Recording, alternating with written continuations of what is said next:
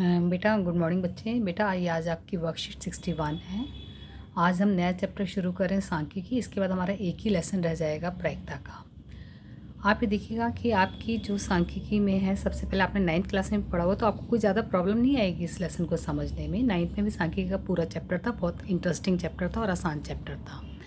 आप देखिएगा सांख्यिकी की परिभाषा क्या है कि सांख्यिकी गणित की वह शाखा है जो आंकड़ों का संग्रह, विश्लेषण और प्रस्तुति करती है। यानी हमें आंकड़ों को इकट्ठा करना, फिर उसका विश्लेषण करना। जैसे फॉर एग्जांपल, जैसे हम क्लास में कहते हैं ना, कितने बच्चे ऐसे हैं जिनके 33 से ऊपर मार्क्स आए हैं, वो खड़े हो जाओ भाई। 10, 15, 20, इसका मतलब ये है कि क्या नाम है, ठीक है हमारे 50% बच्चे पास हैं या 60% बच्चे पास हैं, या इस तरह से हम एनालिसिस करते हैं।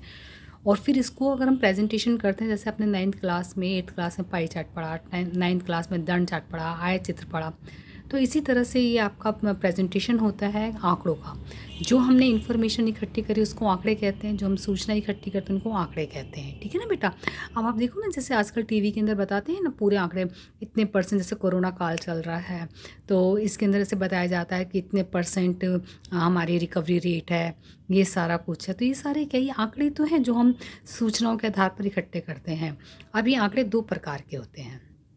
क्या, एक तो होता है असमूहीकृत आंकड़े, दूसरा समूहीकृत आंकड़े। असमूहीकृत आंकड़े क्या होते हैं कि जो बहुत सारे आंकड़े होते हैं, मतलब जिस तरह से अब ये एग्जाम्पल अगर आप देखोगे कि भाई 9वीं कक्षा के 30 विद्यार्थियों के द्वारा ये प्राप्त आंकड़े हैं, अंक लिए गए हैं। ठीक है। अब इसको बताओ कि 10 अंक कितने विद्यार्थियों के आए। 10 अंक आए एक बच्चे के, 20 आए एक के, 36 आए 3 के, 40 आए 4 के। ठीक है ना। तो ये जो आंकड़े, जो इस तरह का वर्गीकरण होता है, इस तरह का प्रेजेंटेशन होता है, इसको असमूहीकृत, मतलब कोई समूह नहीं बना, कोई हमने ग्रुपिंग नहीं करी। हमने एक एक आंकड़े को उठाया कि 10 कितनी बार आया, 20 कितनी बार आया, 36 कितनी बार आया, 40 कितनी बार आया। अब अगर आप सेकंड एग्जाम्पल आप देखो तो इसके अंदर आप देखोगे कि हमने क्या काम करा, हमने आंकड़ों को वर्गीकृत कर दिया। यानी 10 से 20 में अंक कितने बच्चों को मिले, 20 से 30 में कितने मिले, 30 से 40 में, 40 से 50 में। तो बेटा जो समूहीकृत आंकड़े होते हैं ना, जब हमारे पास आंकड़ों की संख्या बहुत ज़्यादा हो, तो इस तरह से जो हम उसको वर्ग अंतराल कर कर करते हैं, ग्रुपिंग कर कर करते हैं, तो हमारा काम और सिंपल और सरल हो जाता है।